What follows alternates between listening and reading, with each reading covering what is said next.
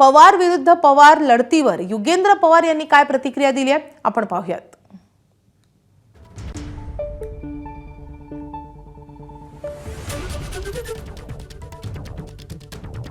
पवार विरुद्ध पवारच लढाई होईल याची काय गॅरंटी आहे? उद्या काही होऊ शकतं। 2029 ला युगेंद्र पवार उभा राहणार बारामती विधानसभा मतदारसंघात। उद्या मी तुम्हाला जयदीप सर आधी पण सांगितलेलं आहे की 2029 ला अजून 3 वर्ष राहिलेली आहेत। माझं उत्तर काय बदलणार नाहीये। एका वर्षात खूप काही गोष्टी बदलू शकतात। आपण 29 ला बघू, तुम्ही 28 ला मला विचारा, तेव्हा मी तुम्हाला सांगेन। एबीपी माझा, उघडा डोळे बघा नीट।